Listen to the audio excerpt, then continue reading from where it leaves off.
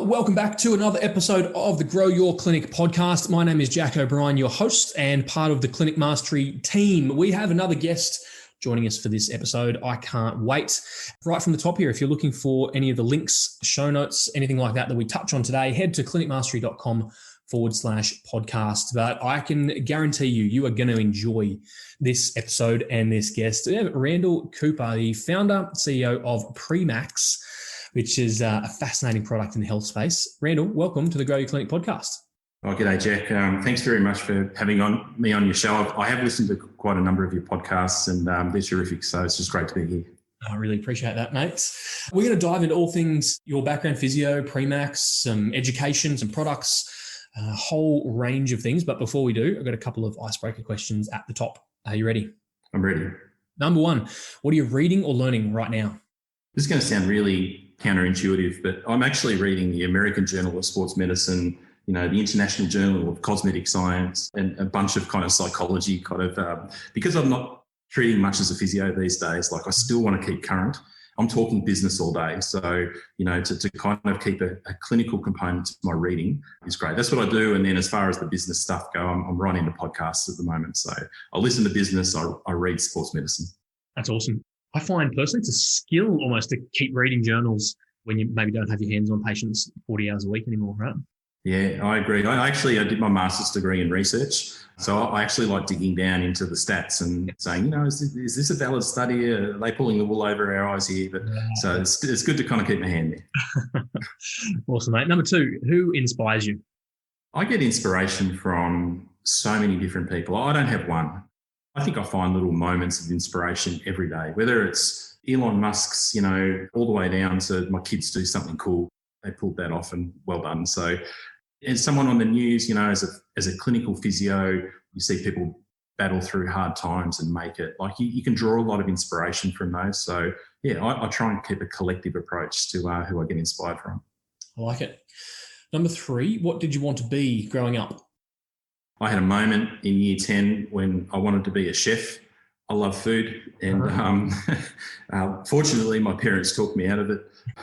We might talk about some of what led me into being a physio in a moment, but I still love food. Actually, I cook at home as well, but I'm glad that I didn't become a chef. Yeah. Your night times and weekends would be out the window for sure. Number four, what's a motto that you like to live by? When things get tough, I start chanting to myself in my head. And the chant is, if it's going to be, it's up to me. It's an interesting one to kind of chant to yourself because, and I'm sure a lot of your listeners with your podcast would also feel that, they're the funnel and everything goes through them and it can get a little bit overwhelming and I've got to do everything.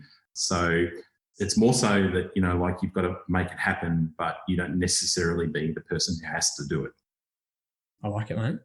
Okay, so connect the dots for me. For listeners, where we're going to end up is, as a practitioner and as clinic owners, we can broaden our perspectives out towards products like Premax and education suites like Learn.Physio. But Randall, I'd be interested, connect the dots for us from the young whippersnapper wanting to whip up fine dining meals through to a titled specialist physiotherapist.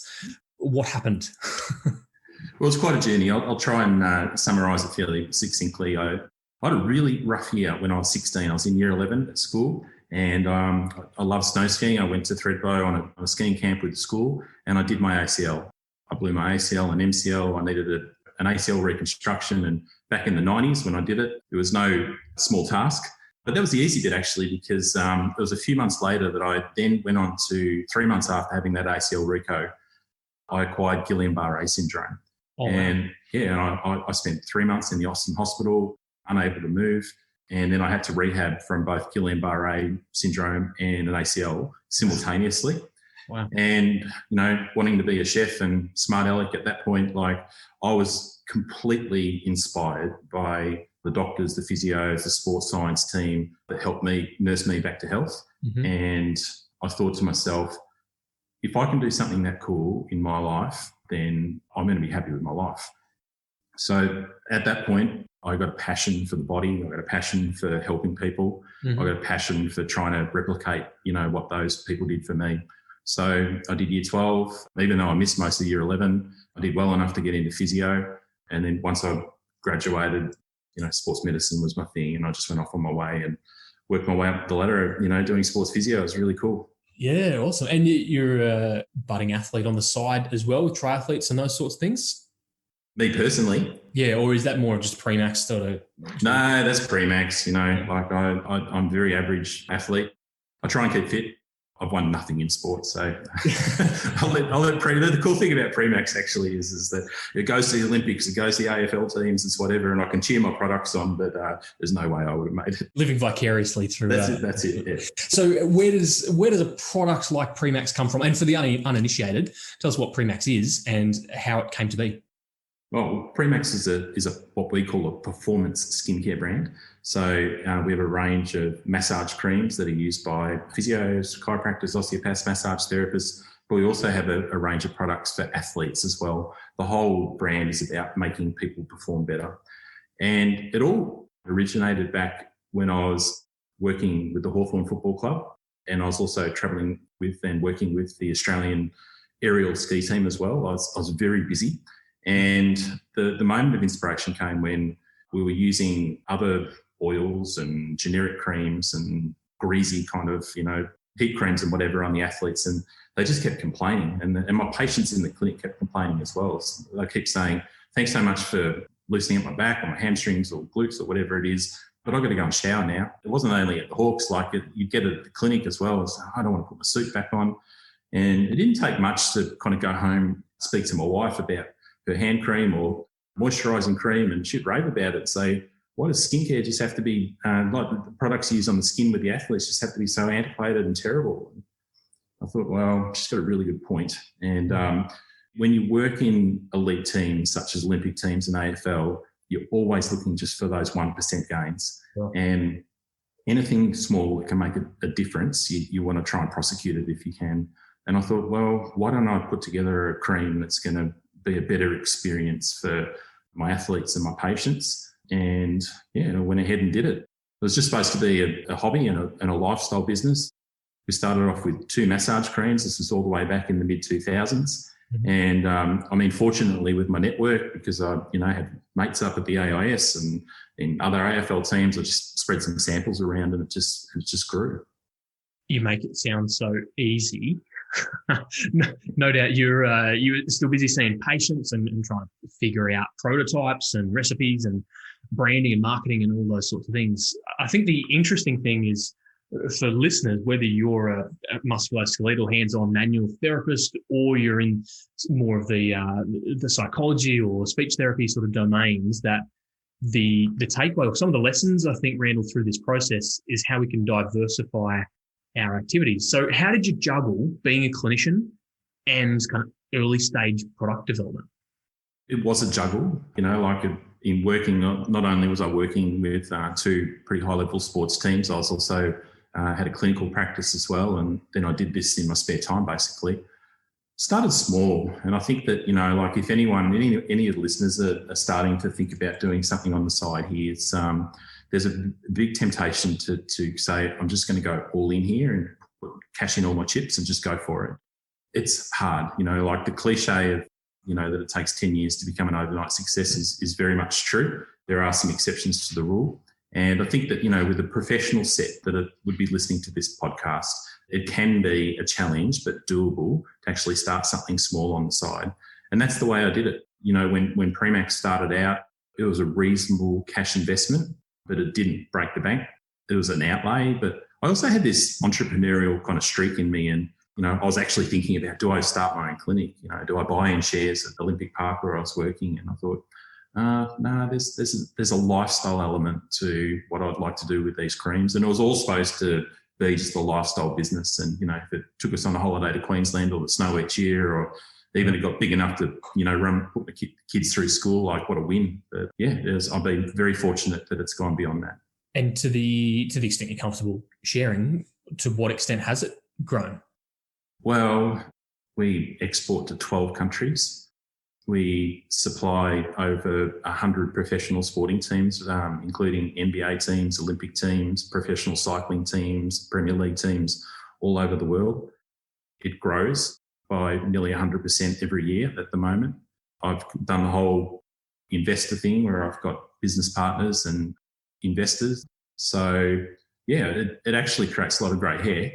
And but it's been an amazing journey, and as I'm sure a lot of people would resonate with, is clinical knowledge is one thing, but running a business is completely different. So it's been a really steep learning curve for me as well. For clinic owners, what parallels or what similarities are there between maybe a clinical business and a product business? So what are the similarities, and perhaps what are the really stark differences that you wouldn't have thought of until you're in the thick of it? I think the main similarity is a focus on user experience. I mean, if you think about Premax and why it has been successful, is I think two things. I mean, first of all, it was different. At that point, everyone was using oils or greasy petroleum-based kind of creams. We did something that was really nice and different, but it felt great for the end customer. That's actually the patients and the athletes. They'll turn around and comment and say, "Oh, what's that cream you're using on me? Can I buy some?" And I think that, as far as clinics go, and I know that you guys do this extremely well with what you do, but when people come in to see a health professional, of course, they're coming for a clinical outcome. Sure. But they're also will reflect on the experience as well. And I always use the analogy of hotels. Like, you can get a night's sleep in any hotel, but people will pay a lot of money every time because they like the experience of a nice foyer and being dressed nicely and a nice room, etc., that type of thing. And I think more and more as time ticks on, that's a really important consideration for the clinic owners. So that's where I draw the parallel between the product-based business and the main one. Mm-hmm. As far as the differences is product-based businesses are hard. Yeah, it's like you've got to manage all sorts of things. Just won't pop up in a service-based business. Product recalls, products that disintegrate, your supply chain problems. Like COVID. Last year, where you just couldn't get one key ingredient. For like one of your creams, and then your product line's just gone. Like, that's not only our business, that's every business. I've heard of businesses that couldn't find one tiny little screw, for instance, for something they'll put together, and it was $1 million businesses just, turned into nothing just because of one screw. So those things are the difference, like when you're kind of dealing with the wholesalers and retailers, there's payment terms where, they'll want 90 days. So you've got to make the product and you've got to ship it to them, and then they buy it off you and they don't pay you for 3 months. So that cash flow cycle is a big challenge as well. So there are definitely some similarities and some pretty significant differences too, Jack. Yeah, no doubt. And so now most of your time is spent Premax and not as much seeing patients. How does that make you feel when you're not seeing patients 40, 50 hours a week anymore? Did you have to wrestle with that tension at all? I remember back, just before I started physio before I started Premax. And I remember treating a number of business professionals, and I thought, you shallow people, like, all you do is wake up every day and think about going making money. And here I am making everyone in my life better. Like, it's a pretty arrogant attitude. Very physio attitude, I think. Yeah, that's right. But being in Premax now for a while, and there's a couple of other things that I do as well, is that you do get to experience that you can make a significant change and difference to people's lives by having a great brand and a great product. And, yes, we're about kind of making athletes perform a bit better, but, we'll get emails or social media comments will say, I use your anti-friction balm, for instance, like when I swim with my wetsuit, and I used to always get chafing, and that's the only exercise that I could do during COVID because all the pools were closed or whatever it was. But your anti-friction cream made me be able to swim 3 times a week in Port Phillip Bay here in Melbourne. It's like, that feels great. We've made a difference there.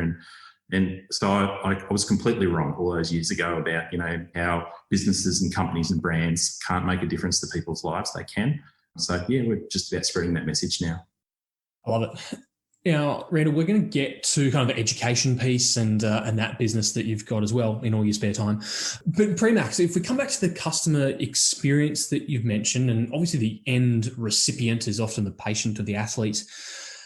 But what I've observed is that Premax has done a great job in creating brand evangelists and therapists, physios, osteos, massage therapists that are using your product, not just use it, they love it and they rave about it for what can often be seen, to speak bluntly, it's a consumable on a profit and loss, right? It's just one of those standard things is cream, but yet people rave about Premax. Has that been deliberate? And how did you get to a place where you've got raving fans? If I could answer that succinctly, Jack, I'd be a genius, and I'd probably bottle that more than Premax and become a lot richer. I don't know, mate. I think we got it right. There's a couple of things I think that's unique in Premax. Why people are strong advocates of our brand. There's a lot of people who understand that I'm behind it, and it comes from a place of authenticity, right. And it comes from a place of servicing a need that wasn't there. Like we changed the game, particularly here in Australia, when it came to what was rubbed on people's skin. Mm-hmm. The second is it is an experience, and I think that, like what the therapists will say with the massage creams, for instance, is that the reason I like your brand and I advocate for it is because my patients love it and it's great on my skin. I don't feel greasy and oily, and when I go home, my hands feel moisturized. So from a therapist's point of view, they feel great about it. But I also think that, they get a lot of great feedback from their end recipient as well. And it adds to that experience that I was talking about before, that, like their patients are happy about it. One of the most common questions at the therapists who use Premax get is, what is that cream you're using on me? And, the scent's part of that, and the texture and the feel of it. So, I'll be honest, half of it was design, half of it was luck all the way back in the day. Yeah. And, we got it right. And here we are, 12, 15 years later and doing okay. I appreciate the humility, and no doubt there was probably a piece of luck in the beginning, but to sustain it and continue to evolve that, no doubt being very deliberate.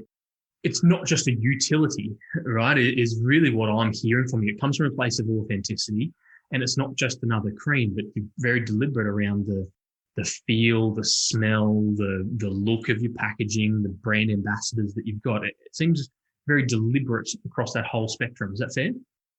It's fair. And I suppose that, the way we look at it is that we do, and you can draw a lot of inspiration from other brands. And because we're really a collision between skincare and sport. So I personally will look at really cool skincare brands, like Go-To Skincare or what's in Sephora or Aesop, for instance, and say, how do they do it? What's their experience like? What are their products? Why do they work? But then I also look at sport and look at Lululemon and Nike and 2XU and kind of look at those brands and say, how do they resonate with their audience and their customer base, and how do they grow and what makes it special? And then for our job uniquely is to try and bring all that together and package it up in Premax in every single facet. I think you've done an amazing job. And I'm thinking about listeners and clinic owners, and for those that can think beyond just utility, for those who are not just a deliverer of health service, but a provider and a curator of experiences for patients, that's where you end up with fantastic clinical outcomes and raving fans from an experience point of view. Randall, if we're to shift gears, tell us about Learn.physio and how that came to be. He stumbled into being an online education provider. Well, Learn.physio is an online education. Exactly right, Jack. It was a stumble. As a physio, I've had an area of expertise of ACL injury and rehabilitation. No coincidence from, like my history. It's been a passion of mine and an interest of mine for, 30 years now. I did this thing called the ACL Rehab Guide, Melbourne ACL Rehabilitation Guide, and it just gained traction over a number of years. I just did it for myself, and then one of my colleagues started to hear about it and use it. Okay. I published it. For those unfamiliar, right? So the Melbourne ACL Rehabilitation Guide is a criteria-driven progression through rehab after ACL surgery. So there's 4 phases. There's the introductory phase, and then there's the intermediate phases, and there's a big return to sport test at the end to essentially kind of use evidence-based tests to kind of return people back to sport. I did it out of frustration because I just didn't know how to return my athletes back to sport safely and using objective data, and I put this together. So that's where it came from, and it gained traction. I got to a point about 4 or 5 years ago where it was starting to get a little bit outdated. I had my hands completely full with Premax and other things, and I got in touch with one of my mates, Mick Hughes, who I'm sure many of your listeners would be familiar with, who's another physio here in Melbourne who's also got an expertise and interest in ACL management. And I said, Mick, can you help me out and we'll do a Melbourne ACL Rehabilitation Guide 2.0. He said, oh, yeah, I'd love to. And we published and it went crazy. We sold thousands and thousands. And we charged $5 actually for it. And interestingly, charging $5 for it probably made it more famous than it would have been otherwise. Right. And that's a whole topic on its own, Jack. Maybe we'll do another podcast on that one. But it got so much interest around the world. We'd then get so many people who would then say, can you please do a course? You know, can you come to Italy or France or whatever and do a weekend kind of course, you and Mick? And Mick's got a young family, you know, like I've obviously got a lot of spinning plates and we just didn't have time for it. So I said, why don't we put this online, Mick? And we shot a 2-hour masterclass in the Victorian Institute of Sport in Melbourne. And we got a professional athlete to, you know, demonstrate some exercises and things. So we made it look really nice and slick. And I suppose that's a bit borrowed from Premax. It's like, okay, we're going to do it nice and make it look pretty. We put that up online on this little website called learn.physio that wasn't ours. And it just did great. It resonated with the audience. That they really liked the interaction or high quality format of it all. And the guy who actually had the website, he was busy and said, listen, do you want the website? It's like, you're kidding. It's like, how much do you want? Because you could just have it. You and Mick will do a much better job of learn.physio. So we just said, all right, well, none of us have got time, but we can't pass up an opportunity like that. So we inherited learn.physio. And now it's, you know, it's a serious thing. We employ people. We're looking at publishing 20 or so masterclasses this year. You know, we've got everyone from Peter Bruckner to Joe Kemp to Ebony Rio and people who are going to present on this thing now. So that's been a terrific and interesting journey as well. And there's a little bit we fell into it, but it's been an enjoyable ride. Phenomenal story. And I'm thinking about other clinic owners. How many clinic owners have developed maybe a methodology or a way they go about treating, and I wonder if perhaps this is starting to pique their interest and go, well, we could perhaps validate this through evidence and productize it, package it up. And for you now, you've obviously wearing so many different hats, but in a lot of ways that diversity would be so liberating for you. Physio, you've got a product, we've got an education suite. How do you go managing all of those different domains of life? I think that you've got to get other people to do some of the work. You know, you can do it all yourself. It becomes overwhelming and you end up doing all of it pretty badly just because there's too many spinning plates. So finding good people, getting them to do a job, incentivizing them to do a good job, having a great culture, that's part of it. And I think that, you know, going back to your comment about, you know, how clinic owners may look to diversify, I think that if there's any, I suppose, advice or lesson from my experience that I could offer is whether it's my Premax experience or the learn.physio thing is, again, like I said this earlier, just don't go all in. Like everything, all those things started off small. It's no different to how you clinically treat someone, right? You test something, you try it, and does it work? Yes, okay, it works. And then you start to scale it up. And the same has happened with pretty much all my businesses. And I think the common thread through it all, really fortunately, is that I kind of understand how to communicate with an audience. I think that's really important. The other thing is I'm not going outside my sphere of knowledge either. Yes, skincare is a bit different, and yes, that's a steep learning curve, but at the same time, it's still, I'm supplying to physios, I'm supplying to athletes, I'm supplying to sport. I still kind of get that market. But on that point, if I can, Randall, have you ever been on the receiving end of tall poppy syndrome, or have you ever dealt with those fears of what will my peers think with this kind of education that's not a university, or a skincare product that's not really clinical? How have you dealt with whether that's been real, tall poppy sort of stuff, or maybe internal self-doubt or sabotage? You get used to it. I think that for a clinic, and I think early on, particularly with Premax, the thing that was really evident is that when it comes to products and things that aren't clinical services, people are really brutally honest with you. If they don't like something, they'll tell you. And I'm sure most people have gone into Coles or Woolworths or whatever, and they haven't liked something like that. They'll give it to whoever's on the receiving end. Uh-huh. And as a business owner, as a product kind of owner, you get that as well. Whereas in clinic, you know, when you're a clinician, yes, of course you get complaints, but most of the time, if people don't like your service, they just don't come back. Right. You know, you don't hear about it much. So to get a barrage of fire is hard. I'll give you one example is when we decided to expand internationally, we chose the UK as the market that we wanted to go into. Now, we did have an old school ingredient in massage creams called borax. And borax is an amazing emulsifier because all our creams, or not all of them, massage creams are water and oil emulsions. Uh-huh. And it brought the water and oil together beautifully. Well, borax is banned in the EU, and also, so we had to take it out. And we tested for 18 months to kind of change the creams around, and we had to take borax out. So we had to have another emulsifier. So the creams are quite different. So we released the creams with much fanfare, and we tried to tell a really good story that we've taken a nastier ingredient out and we're progressing towards being more natural and better and all the cliches, and the product disintegrated. It actually, what happened, and the chemical team that I've had, and I've spoken to heaps of manufacturers, have said they've never experienced this in their working lives before, is that when we put a cream together, we test it, we put it in an oven for 3 months to make sure it doesn't split or melt or whatever it is. But Right. what happened was that when the product got agitated, so when it actually started to get on a truck or a plane, is the bonds that held the cream together broke down. Right. So we would send the cream out from our warehouse in great condition, and by the time it got to a physio or a massage clinic, it was like a thick shake. Right. And oh my God, the comments that we got, because like you said before, we had a very loyal customer base and we'd completely upset them. Right. And navigating our way out of that was probably the biggest challenge I've had with that brand.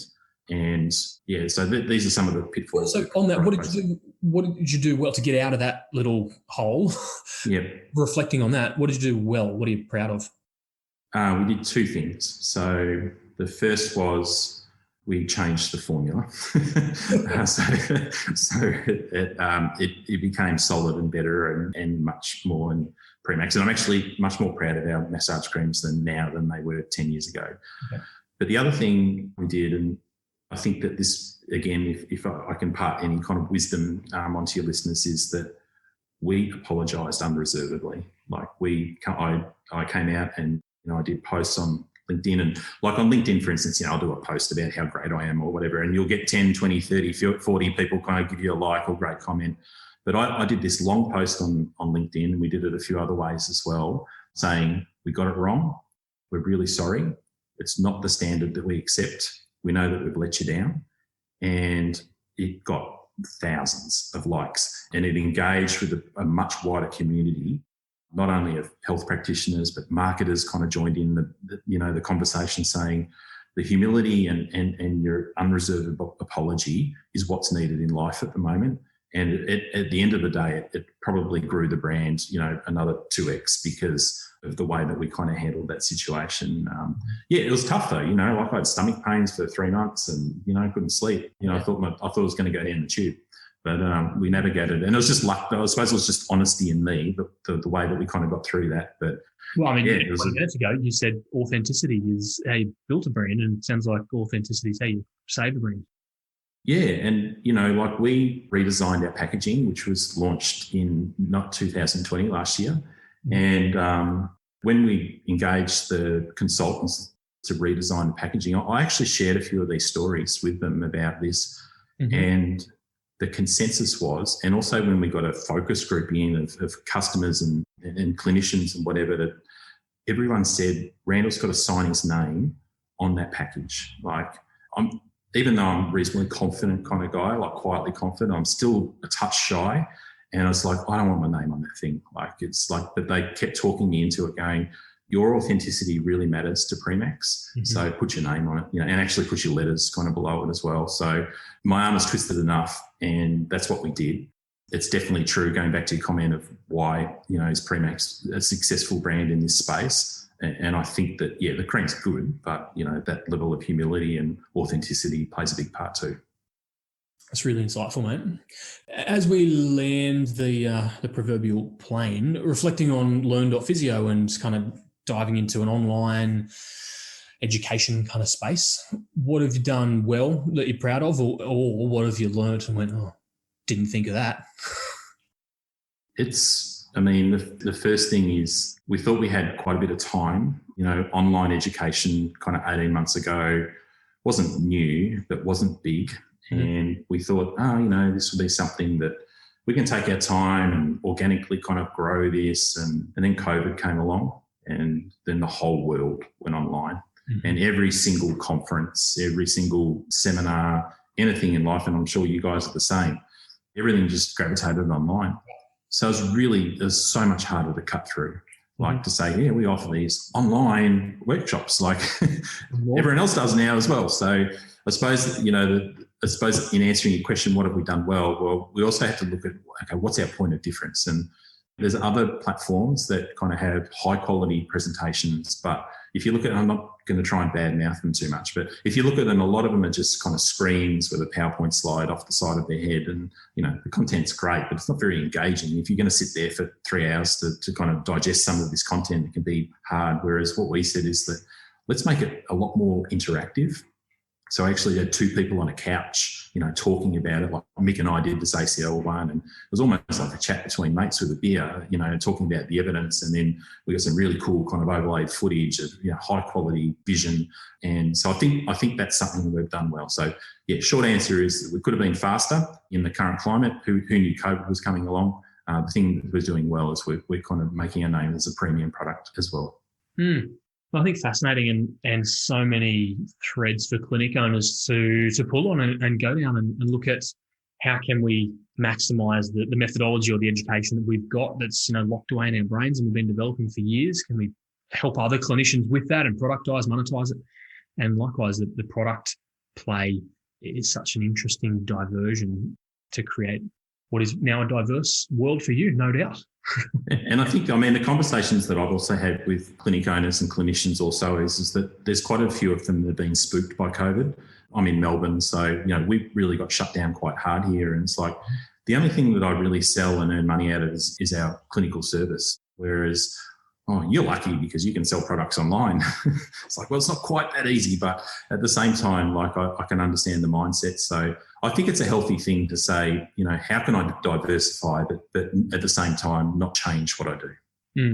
No, really appreciate that, mate. Thank you so much. If people wanted to follow your personal journey, check out more about Premax or Learn.physio, tell us more about how we will take next steps.